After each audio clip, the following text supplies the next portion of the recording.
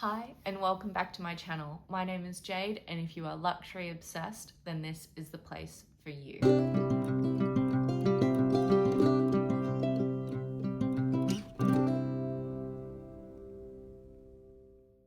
Today I wanted to take you through how I decide which bags I'm going to keep or sell, which brands generally hold value and which ones don't, how much something might be worth. There's a lot of discussion around luxury being an investment. And finally, do I have any regrets for anything that I have sold? So in terms of my purchasing journey, I was a little bit like a kid in a candy store. I knew I wanted, for example, a Chanel classic flap. And we've talked about this in other videos. I really should have just bought the black caviar classic flap, which is what I'd always wanted. But I went a little crazy and was buying things left and right because at the time, the prices were continuously going up because Chanel was doing incredible price hikes, like 2 to 3 a year, every year for about 4 or 5 years, particularly during COVID. And so for me, I was like, oh, I've got to buy a bag secondhand. I'm probably going to be priced out of store, etc. The first time I went into a Chanel store to actually ask how much a medium classic flap was, it was like 10,250 Aussie dollars. And then very quickly, that price is now 18,000, I think. And the secondhand market kind of went at a slightly slower pace, but started to match those kind of price increases that were happening. So I bought quite a few bags on a whim and ended up selling most of them, unfortunately. So in terms of deciding how and when to sell, I really look at usage. So am I reaching for the bag? Obviously there's a difference. If it's meant to be a bag that you can wear with a lot of things day to night, then are you reaching for it? Have you used it in the last 6 months? Is it something that still serves you in the way that you dress and your style and that type of thing? I don't really count special occasion bags in that category because I think those are for special occasions. So let's put that to one side. But anything like say classic flap, you can wear that day to night. Do you wear it day to night? I will consider my usage and whether or not it sparks joy for me, to use that term. And I did touch on lifestyle as well. Has your lifestyle changed? For example, did you start to buy lots of handbags, at a stage in your life where you were going out a lot, or where you didn't have kids, or you were happy to have a handheld bag versus a crossbody? If your lifestyle no longer fits the purpose of those handbags, maybe it's time to let go and upgrade to a different style or a different brand that really fits in with your usage and your lifestyle. Which also kind of brings me to that idea of one in, one out. That's something that I really try to practice because I realized I didn't want to have 20 to 30 luxury handbags. I think I've got 10 or 11 at the moment, and I do use those interchangeably depending on what I wear. I'm really considered about whether or not those bags fit with what I'm wearing, where I'm going, that type of thing. So in terms of the one in, one out, I also use this as a way to fund other bags. So I have like a bag fund, and as I save money or get a bonus or anything like that, I will put that into my bag fund. If I get to a point where I don't have anything left there, or I am buying a bag and I need to replace funds in, I'll often look at selling one of my bags to fund a new one. And that's where that kind of, what am I actually reaching for? What serves my period of life and lifestyle at the moment? Is this something that I bought when it was a trend for something that I really like and it no longer really sparks joy? All those kind of decision-making thoughts come into play when I'm deciding what to sell and what to keep. Equally, I'm not someone that wanted to have multiples of the same style. So when I had a lot of classic flaps, I realized I didn't need that many classic flaps. So I sold 3 of them actually, and I still only have 2 mediums and a mini. And I'm looking to sell one of those mediums as well. So then I'd only really have the medium and the mini because I realized I didn't want to have doubles. Equally, that goes for my Hermes Picotins. So I have the Pinkerton 18 in Berenia, and my original first ever store bought Hermes was a Pinkerton 18 in Cassis. And when I looked at those, because when I got my Cassis one, I thought, I'm never selling this. This is like a milestone moment for me. I never thought I'd be offered a bag in store.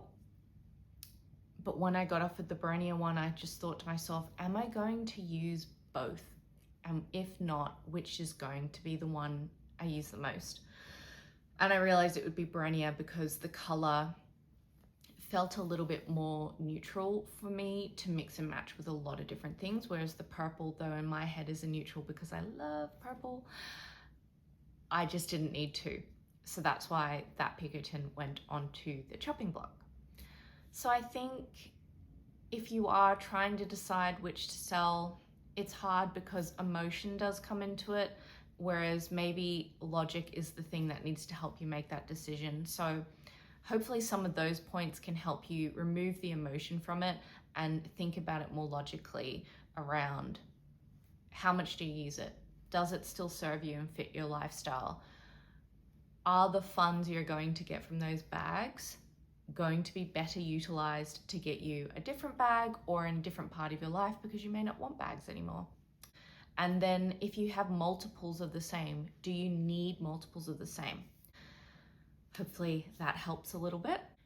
In terms of bags that hold value, this is a little bit of a fraught topic because there's a lot of discussion online around designer bags being an investment, which is somewhat true. But I would say if you're going to invest in handbags, it's a long-term hold.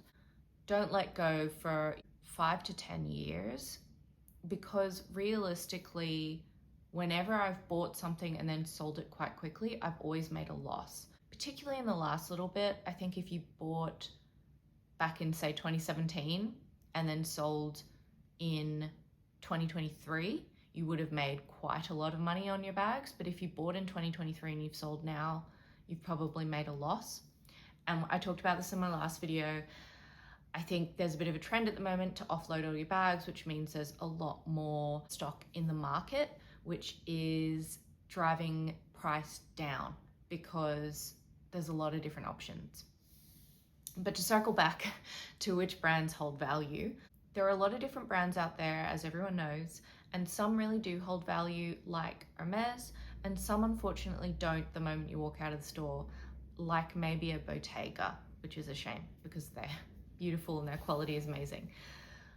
I think when you're looking at which bags you might want to sell and which bags you might hold on to, yes, Hermes holds value, but it also depends on the style that you are selling. So Pinkerton might sell because it's quite a desirable bag if it's a size 18, but less so in a 22 or 26, for example. The Evelyn Mini might sell, and you might make back what you bought it for if you go through a reseller, but if you had one of the larger sizes, maybe not. So it really depends. And I think things like color, hardware, condition also come into which brands hold value. So there's a lot of different things to consider if you're thinking, oh, this is an investment piece, I'm gonna make money on it. That's not necessarily true. I also think, as I mentioned earlier, if you are going to purchase a bag and then hold it for a substantial period of time, that's where you'd probably see the most gains. So I'm sure people have seen those kind of graphs where if you'd bought a Chanel Classic Flap in the early 2000s versus if you bought it in 2025, the price went from like 3,000 to 18,000 or whatever it might be. So if you bought it then and taken really good care of it and your hardware was still in really good condition, it hadn't worn at the corners, that type of thing, you probably would have made quite a substantial profit off it. But now if you wanted to purchase a Chanel bag in store for 18,000, you could probably actually buy it on the resale market for less. Even brand new, I think you could buy a brand new one for 13 or 14,000, so you're still saving money. So they're not necessarily holding the same value as they used to. But it's hard to say. Different brands hold their values in different ways. So I would just be mindful if you're thinking I'm going to purchase this bag because I'm going to sell it for more later. Not all brands are made equal in terms of resale. So that's just something to be mindful of. Speaking from a personal perspective, I can run you through some of the purchases that I made and what I bought them for and what I sold them for. So the Chanel bags that I bought were all from resellers. So it's something to be mindful of because I'm also paying the slight markup so that they're getting their commission from buying them. So I bought a black Chanel classic flap in lambskin with 24 karat gold hardware. So in case you don't know, pretty much any Chanel classic flap that was made before, I believe it's 2011, has 24 karat gold hardware. Anything after is just gold plated, and that's why it can tarnish and rub off. Not tarnish, sorry, it can rub off. But I bought that classic flap for 7,000 Australian dollars and I sold it for $6,500, and I sold that through Facebook Marketplace. I also had a beige classic flap in lambskin with 24 karat gold hardware, and that was also through an international reseller. So I bought that for around $7,030, and I think that was including all the postage insurance, and I sold it for $6,300, and that's minusing the postage insurance for me to sell that as well. From an Hermes perspective, I bought a Kelly 35 in gold hardware in the UK and had it posted to me. I bought that for around 9,430 roughly Aussie dollars. I then paid for shipping and authentication, and I also took it to the Hermes spa. And I think once all of that was included, I'd say my total was around 10,350. And if you're interested in learning more about the Hermes spa, put something in the comments because I'd be really happy to take you through what that looked like. It would be a quick one, but I'm happy to talk through that. And I sold that bag for 8,750 through Facebook Marketplace, or like through one of those groups on Facebook. So I did make a big loss there because it was not a desirable size. It was a size 35. And it was also very loved. It was that kind of Olsen twin loved look. And thankfully the woman who bought it absolutely loved it. She wanted that leather, she wanted that size, she wanted that kind of lived in look. And I think that's part of the joy of selling a bag to someone who really appreciates the brand. I also sold my Pinkerton 18 in Cassis. So I sold that one through a reseller. I bought that in store for 4,470, and I think the reseller sold it for 5,700. Most resellers have anywhere between 15 to 30% take home, or percentage that they take home. The reseller I went through was 15%. And so my take home, minusing the 15%, and then our version of GST or goods and services tax, VAT, whatever you want to call it, off that sale amount, my actual take home was 4,760. So I made a profit there, which was great, but it was a small profit. And then finally, another bag that I've sold, just to give you a bit of a context around brands, was Bottega. So I actually bought this secondhand. So it's a small Jody bag in fondant. I bought it secondhand for around 3,075 Australian dollars and sold it through a reseller. So my actual take home was 2,450. So even though I bought it for way less than what it is in store, I still made a loss from the amount that I bought it from, because that reseller can only sell it for the amount that I essentially bought it for, and then they take their cut. So those are kinds of things to consider when you are looking to sell your bag. Any regrets from my side? I don't think so. I think my biggest regret is just not being more patient and more considered in my purchases. Now I feel really happy with the choices that I have made and the bags that I have. If I was to sell a bag, I can be quite patient with it. So For example, my Picotin 18 in Cassis, I think I've been trying to sell that for like a year or a year and a half maybe, and it finally sold actually just last week, which was great. I'm also trying to sell a Chanel raffia classic flap that I have, which I bought in store and I think is beautiful, but I've been trying to really think about what I'm using, and I have multiple raffia bags. I bought that Prada black raffia bag and it just made me think, do I need 2 black raffia bags? Probably not. Could I use the money I may make from the Chanel bag elsewhere and put it into my bag fund?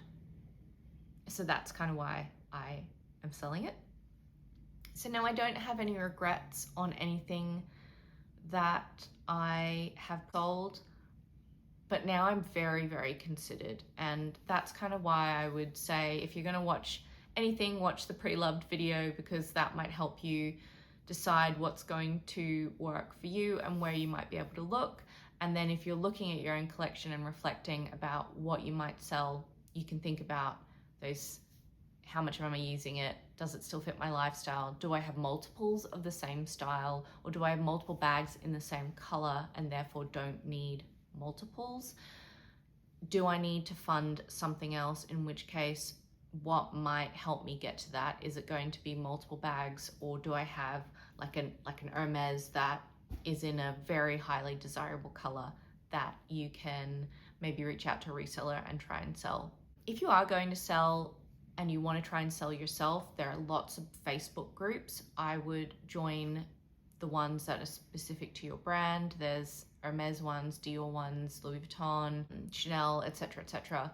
I would say, if you don't have your receipt anymore, have it authenticated by a trusted authenticator. In my pre-lived video, I talk about all the different authenticators that you can go to that I know are trusted for different brands. And be prepared to have the buyer want to authenticate it themselves, so have lots of photos that you can send them and that type of thing. What's one bag you would never ever sell from your collection, or one that you're considering selling? I would love to hear from you. As always, it has been an absolute pleasure having a quick chat with you and sharing some of my key thoughts. I'd absolutely love to hear from you, so please don't be shy. Put any questions in the comments below. Here are 2 videos that might be of interest to you. Don't forget to subscribe and like. Otherwise, it has been an absolute pleasure, and I look forward to talking to you again soon.